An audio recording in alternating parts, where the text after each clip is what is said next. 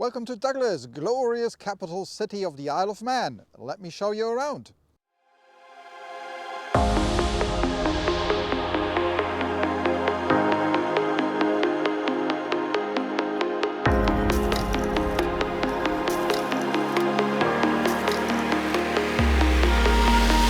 So, welcome to Douglas, the capital city of the Isle of Man and also the only city on the Isle of Man, no matter what the people from Peel might think. Let's start our little visitor's guide right up here on Douglas Head, which gives you a really nice view over pretty much the whole of Douglas. It's very easy to reach. You just drive up to Douglas Head Road. I'm going to put all the coordinates for everything I mentioned in this in the description, so it's easy for you to find.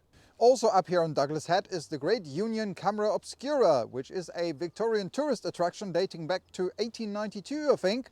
Now, unlike most camera obscuras in the world that were built for astronomical purposes, this one was purely built as a tourist attraction. It has 11 mirrors in the roof, a circular table on the inside, and, well, in times before smartphones and TikTok, it was quite an attraction to go inside and be able to see a 360-degree view of the surrounding area just by sort of weird mirror and lenses magic.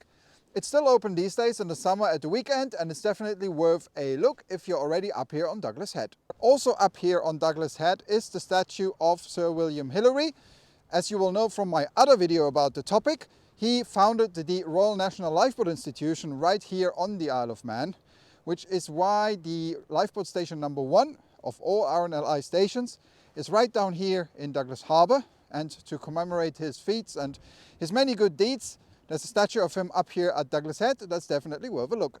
Before you drive back down from Douglas Head, I recommend you keep going for a little bit and you're going to reach this place. This is Marine Drive, one of the most picturesque and beautiful pieces of tarmac on the whole of the Isle of Man. It's also one of my favorite driving roads on the island, as seen in my other video. You can drive along, just like you see that guy doing there. There's a gate at the end that's usually locked, so you have to turn around, but you still get a very nice scenic view. Back in the Victorian times, this was also an absolute tourism hotspot. There was a longer bridge here, there were trains going down here, all sorts of things. These days it's just a very nice bit of scenic coastal scenery and definitely worth a look if you're already up here. There's also plenty of wildlife to be observed from up here, well, on the island in general, but certainly from up here in the sea. We have everything from peregrine falcons to dolphins to seals to minke whales, all sorts of wildlife that you can look out for. There's a free binoculars up here. There's the Barbary arriving. That's the ferry that goes from Heysham to Douglas. And that's Marine Drive, and you can easily see why it's really worth having a look at. Drive down from Douglas Head, turn right along what is called South Quay, keep going, and eventually you will reach this place. And this is RNLI Station number 1, the very first Royal National Lifeboat Institution lifeboat station ever built. Well, this is not the original, but this is station number 1 that when Sir William Hillary started the RNLI, this was basically the first one. It's situated in Douglas Harbour, which, as you can see by the Ben McCree arriving behind me, is also where you will arrive if you arrive as a foot passenger by sea. This is the only passenger port, Douglas. There is a freight port in Ramsey, but if you're a passenger, you would arrive on here, either on the Manannan, the fast craft, she's out at the moment, or on the Ben McCree. Now this one's about to be replaced. Her replacement is actually on the way to the island as I record this. So if you are coming to the island in 2023, then you might be on this. If you're middle of 2023 onwards, then you might arrive on the Manxman, which is our brand new boat, way bigger than this, way shinier, way nicer. But you will always arrive here because this is our only passenger port. By the way, it's also a great place to fish if you want to. Just take your rod, go to the end there, that little lighthouse, for your rod outside into the breakwater. You get everything from mackerels to eels. But there also is usually a seal, so don't get your fish stolen by him.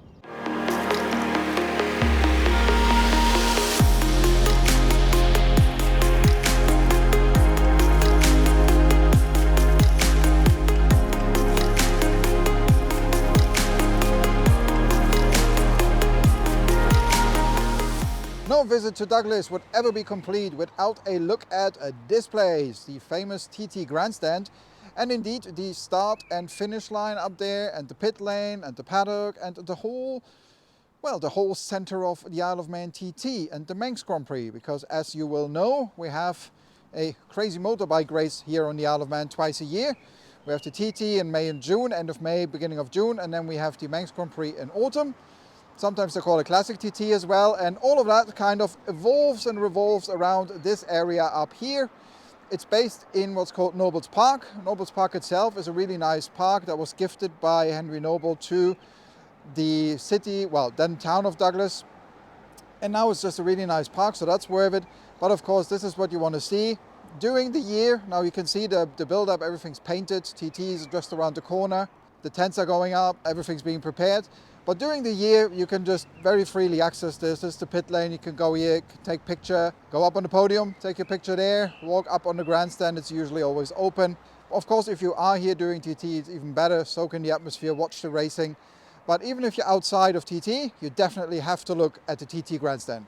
While you're up here, you might also want to have a look at this plaque on the wall here, because that commemorates a very noteworthy event. Basically this, the Isle of Man TT, is the birthplace of Honda Motorsport. And not just Honda bikes, Honda Motorsport as a whole. It started here. Everything you know about Honda in motorsport, in bikes, in Formula One. This is where it started. And there's a plaque there to commemorate it. And I think in 2024 it will actually technically be a big anniversary again. Because in 1954, Honda decided to take part in the TT. Now they didn't actually start here till 1959 as far as I remember. But in 1954 they decided to give this one a go. Took them a while to build a bike. And well, this is where Honda Motorsport started. I've got tons of TT related content on my channel, so I don't want to take up this video with just TT stuff. But there's one last thing I would like to suggest you do when you're up here looking at the grandstand. And that is you cross the road and you go through these gates and then you turn right and just keep walking until you reach what is the TT Riders Memorial Wall. As you know, the TT is an extremely dangerous event and people unfortunately get hurt and people die taking part in it. And this memorial wall remembers all the riders who paid the ultimate price and who, how you will very often hear over here, died doing what they loved. That is an overused phrase, and it's sometimes difficult to explain the relationship between TT and risk and death and the riders. I don't think anyone really fully understands it. It's down to the riders. But even if you're not a big TT fan or you're outside the races, you know, look at the grandstand, hop over here and have a look at the memorial wall, just so we can remember those who didn't come home. Actually, I want to include one more TT related thing while you are up here at the grandstand and in this area, and that has to do with these things, the start lines of the TT. Now, as you'll know, the TT does take place on public roads. We're outside of racing right now. Glencrutchery Road is a normal through road. You can drive here, you can drive a lap of the course, which of course you should do when you're over here. So when you're in Douglas here at the grandstand, you will see the current TT start line, which is this one. That's where they line up for the race. We can see they're all preparing here already. It's about a week away from TT. So yeah, in about a week's time, this is where the bikes will line up to go on their lap down Glencrutchery Road on their lap of the TT course. So that's the current start line, but this is not the only one, and this is not the original one. This is the original start line of the TT, and as you can tell, it's quite a bit away from the grandstand. In fact, you have to go down Glencrutchery Road, down Bray Hill, over Argos Leap, and then at some point on the left you will see this plaque on the wall, and this marks where the start line was for the 1911 race, which saw the mountain course as we know it being used for the Isle of Man TT bike race. So this is the original TT start line, except it isn't either. This is the original TT start line, and as you can tell, it's not on the current TT course, because that's down there, that's the run down to Quarterbridge. I'm going to put the coordinates of this place in the description so you can find it and have a look at it yourself. And as you will see, it says 1905 on there. Now you're going to say, hey Frank, the TT started in 1907. Well, that was the bike race. The TT actually started as a car race, and that was in 1905 from this very spot. The TT as a whole started as a car event. In fact, the legislation they brought in to enable the TT to take place, I think referred to light locomotives. They didn't race locomotives, they raced cars. And they raced them here because the UK had banned racing of cars or any kind of motorsport on public roads, or the closure of public roads for the purpose of motorsport. So people came to the Isle of Man, asked our government at the time, could you pretty please bring in a law that allows us to race here? The government went, yeah, sure, why not? And then the first race took place here. The first tourist trophy took place from this very spot in 1905. There are two plaques here. This is one of them that symbolizes or shows you where the original start line was in 1905. But the other one is actually probably a bigger deal, because on it, inscribed, you will find that this very spot in Douglas on the Isle of Man is the birthplace of British motorsport as a whole. So it's not in Silverstone, it's not in any of the other racetracks. British motorsport as a whole, cars, bikes, everything, was technically born on this very spot in Douglas on the Isle of Man.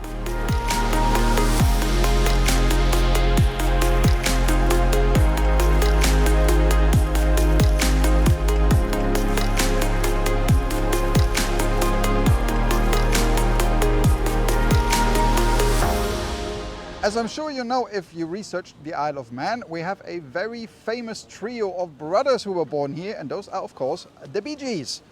They are not Australian, they are not British, they are Manx. They were born right here in Douglas on the Isle of Man. They used to live here for a little while and then they moved away, but they were actually born right in this beautiful city. Now there are two Bee Gees related places that you need to check out when you're in Douglas. Number one is this beautiful new statue of the three, which is on Douglas Promenade. We put that in about 2 years ago, Douglas Council did. It's super popular with tourists. It's very easy to find. It's right near the sea terminal and near Strand Street. And the second Bee Gees related place you may want to check out is just up the road from the statue. It's this very unassuming building in the main road in Douglas. This is the actual place where the Bee Gees were born. It's the old Jane Croco maternity home. It's not a maternity home anymore, it's now a government office, but you can still go here, take your picture and see where the Bee Gees were born. They grew up here and then they moved away, but this is where they were born. One place you really have to check out is of course the Manx Museum. It's right in the center of Douglas, just walk up the hill or from the car park here. It's free, that's the best thing about it. It's also really big, tells you everything you need to know about the Isle of Man, from its early history to our history with Tynwald, the oldest continuous parliament in the world, to of course the TT. There's also the huge whale skeleton in there, you want to look at that. And yeah, it's definitely a must-do thing when you're in Douglas. If you arrive on the Isle of Man by boat, then one of the first things you will notice is this peculiar looking structure out there in Douglas Bay. That is called the Tower of Refuge, and it sits on Conister Rock, also known as St. Mary's Isle. It was built by Sir William Hillary, the same one who built the lifeboat, in 1832. And in the olden days, ships used to crash a lot here. And basically he built the structure to provide shelter and food and water. So if you crashed your boat, say in the middle of the night and a storm were trying to go to Douglas, you could shelter there until the morning, and when the storm subsided, someone would paddle over and get you. It's still one of the biggest landmarks of the Isle of Man. It's on stamps and on everything, and you know, when you see this, you know you're on the Isle of Man. You can visit the Tower of Refuge. Once a year there is an organized walk where the RNLI and the Coast Guard all come together and they wait for a very low tide, and then hundreds of members of the public can walk across. You can go there yourself as well, but you have to basically catch it at a very low tide. So check the tide table. If it's really, really low, half a meter or less, then there is a small time window where you can walk across. You need good wellies. You need to get your timing right, because if you get it wrong and you're going to get trapped there by the incoming tide, then you're going to end up in the paper, because the lifeboat will have to come out and rescue you. One feature that is very hard to miss when you're in Douglas is of course Douglas Beach. It's pretty big. Goes all the way from the sea terminal right down here to where Onken starts, where you have our version of a Hollywood sign, the electric railway sign. And now you might be wondering, hey, it's such a big beach, can I go swimming here? And the answer is, yeah, in theory, nothing's stopping you. Of course, this is the Irish Sea, so it's not exactly the Mediterranean where temperatures are concerned. But in the olden days, so before no-frills airlines and cheap Spanish holidays, the Isle of Man was a massive tourism destination for people from Britain and further afield. Basically, you know, back then you couldn't really go somewhere in continental Europe, or most people couldn't afford it, but they could afford a ticket over here. And of course we have palm trees and it's slightly warmer, and we have the Gulf Stream and we have a big beach. So they came here, and I'm going to try and find some pictures from those days, because this beach was absolutely rammed with people. There were tens of thousands of people visiting Douglas in the summer months just to go here on a beach holiday. Now you can still do that these days, and as far as we are concerned here in council, we are trying to get people to use the beach more again. It has been underused for many years, which is not great. So we just agreed and signed off on a bathing raft. That's going to be here somewhere. That's coming this summer. And we are also trying to find other uses for it. We're planning for a bit of a beach festival maybe. And another thing that a private company is putting up are these wonderful little beach huts here, which will be available for rent on a daily rent. So if you want to come down here and rent one of these huts and then go down the steps here and enjoy the beach.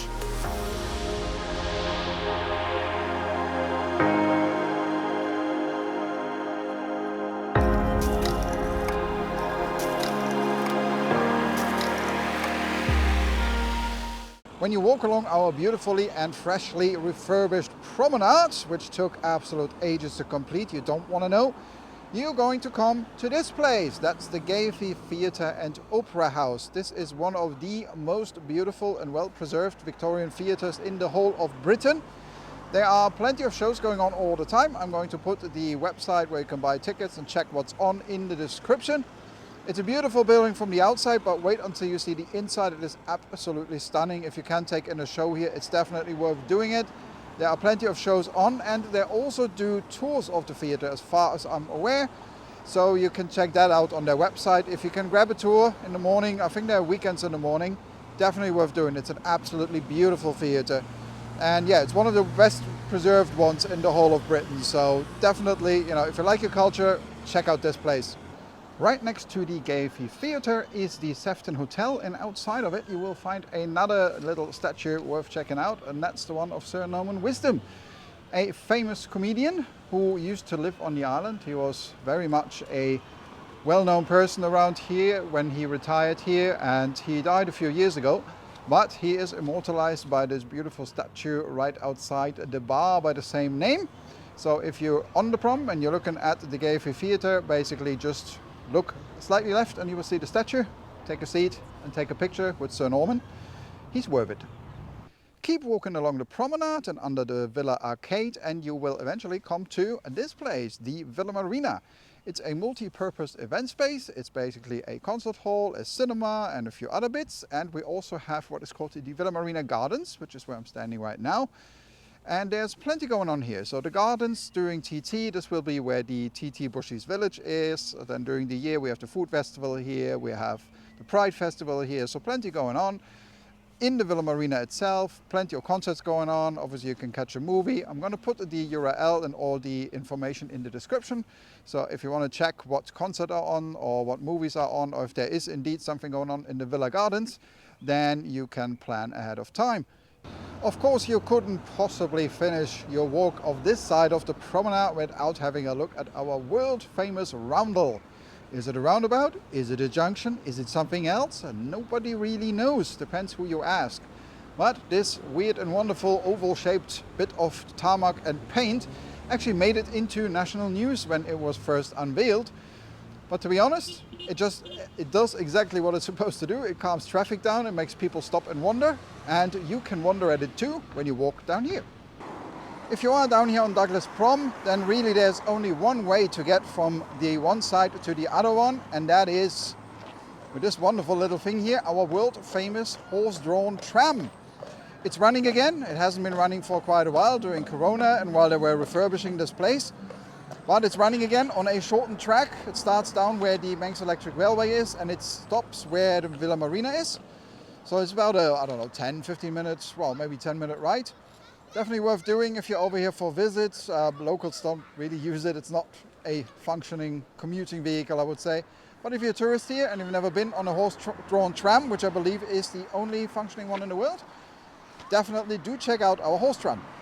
And once you have taken the horse tram to this side of the promenade, you can straight away change to one of our other tourist attractions, and that of course is the Manx Electric Railway, one of the oldest electric railways I think in the world, or maybe the only one. Not quite sure, but it is definitely a Victorian marvel. It will bring you from Douglas to Lexie and to Ramsey. Now if you go to Lexie you can change trains and you can go up to Snaefell Mountain. But this is where it terminates in Douglas. It's literally right next to where the horse tram ends. So you can, if you stay in a hotel in town, for example, you can hop on the horse tram at the Villa Marina, come down here and then hop on the electric railway, head out of town, come back at night. It's a beautiful day out. It's definitely a proper tourist attraction and one of the things we are most famous for. If the weather is nice, they're going to put you in an open cab or open car, and if the weather is not so nice, we have proper closed ones. This one only runs during the summer season, so I'm going to put the link for the trains in the description so you can check from which month to which month it runs. It doesn't run all year round, but if you are here on a tourism visit, then this is right at the top of your must-do list. Check out our wonderful Victorian electric tram. One of the biggest tourist attractions on the Isle of Man is, of course, the steam railway. And there it is, arriving behind me. The main terminal for this, and the depot, and where you can start your journey on this wonderful piece of history, is here in Douglas. It's not far from the town centre. You can walk there, you can hop on a steam train. There are various trains every day. They go from here all the way to Port Erin and back.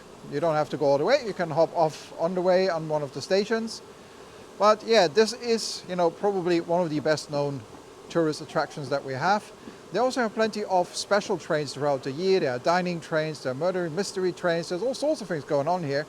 So if you are in Douglas, even if you don't want to ride the train, but I would recommend you do, it's worth having a look at it. It's easy to reach. The railway station is near the town centre. It's about 10-minute walk from Strand Street when you're shopping. And if you fancy a ride, well, you can buy tickets right here. The timetable's also here, mostly runs in the summer, also runs in autumn, and check out the website in the description for more.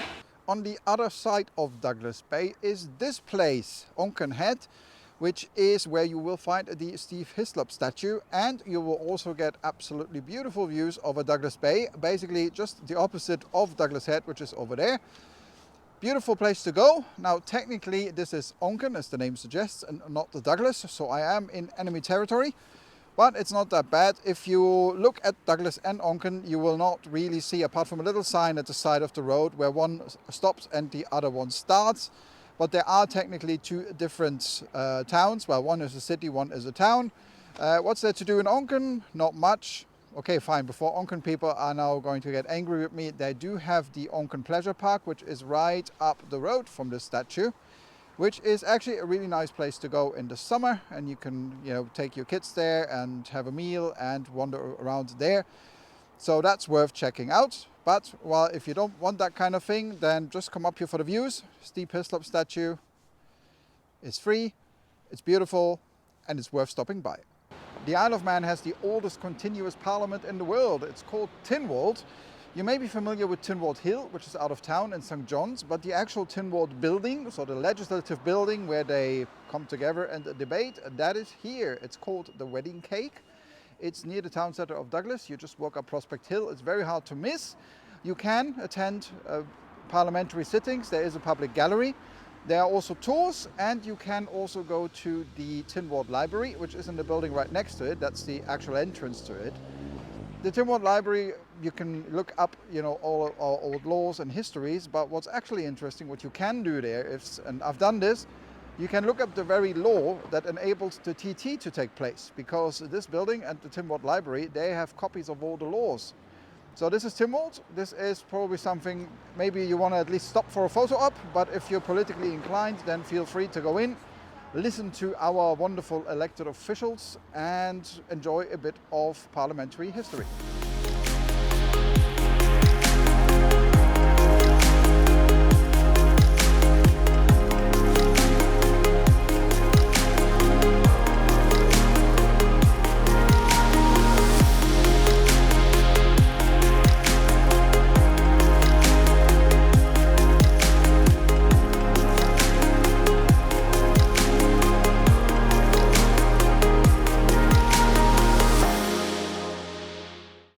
Right in the heart of Douglas, you will find Strand Street, which is pretty much our only and biggest high street in Douglas. So if you are after some retail and shopping therapy, then this is your place to visit. It is a pedestrianised zone. It goes from where the Gaiety Theatre is right down to near where the sea terminal is. There's plenty of shops. We don't have any big malls or anything. We have Strand Centre, which has a bit of a designer shop. And other than that, we have this one street. All your usual shops are here, so if it's a little bit of shopping therapy you need, come right down here. Strand Street is also the location of the first two pubs that I want to recommend you check out if you're after having a pint while you're over here. Pub number 1 is O'Donnell's, which is right down here in Strand Street, and pub number 2 is Sam Webb's, which is at the end of Strand Street. Another pub worth checking out, no matter if you're waiting for your electric tram or not, is the Terminus, right next to the horse tram and electric tram terminal. Wonderful little pub, good food, nice outside seating, on your must-do pub list. The Saddle is another pub you should probably check out. It's a little hidden at the moment because this building here is sort of falling down, but the entrance is there, it's still open. The karaoke nights there are legendary.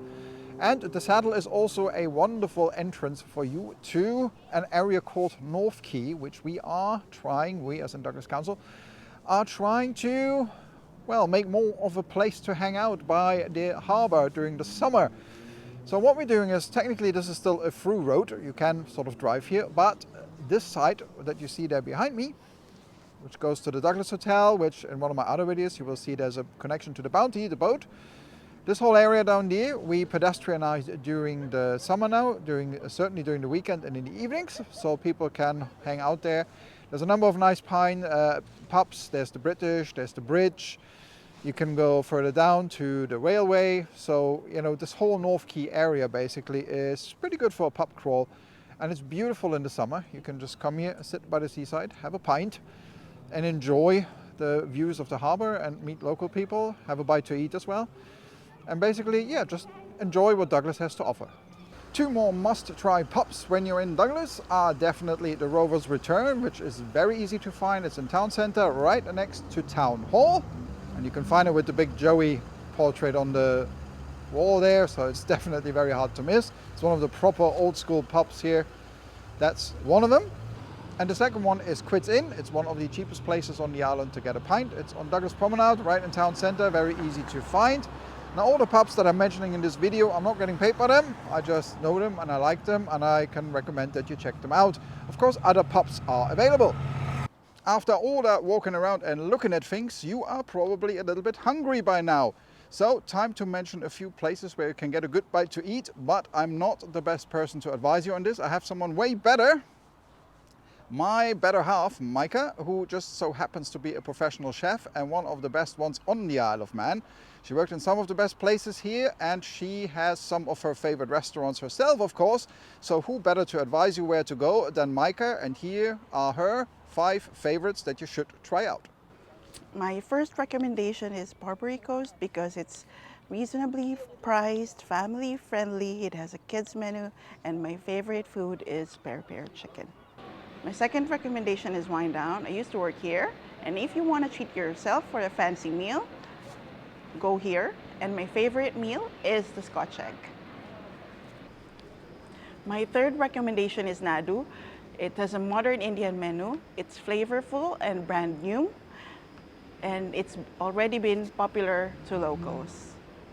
Fourth on my list is Rios. They offer Brazilian barbecue. They have good service, reasonably priced, and unlimited meat.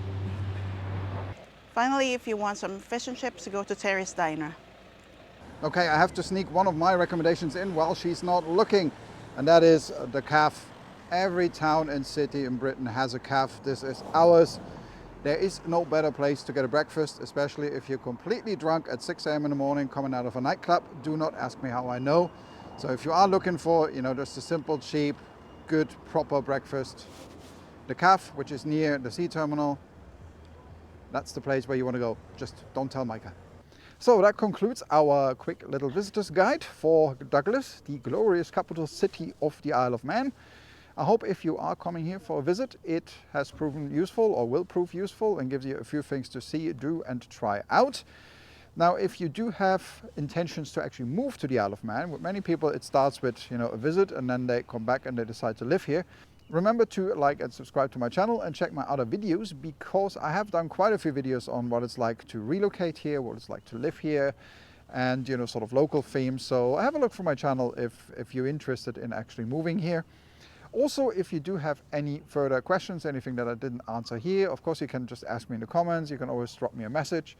Or you can go to the Welcome Center, which is here in the sea terminal. That's like our tourist information center. They can answer all your other questions. They can also give you train tickets and bus tickets and maps and all the usual stuff. So that's right here in the sea terminal. Of course, I'm going to put all the links to government and tourism websites in the description as well. And that's pretty much it from me. So thank you for watching. I hope when you come to the Isle of Man, you enjoy your time here and your time in Douglas. And I'm always open to meet new people. So if you want to drop me a line and meet for a coffee or a beer, always open to that. But until then, so that's all for me for this little video. Thank you for watching, and I'll see you next time.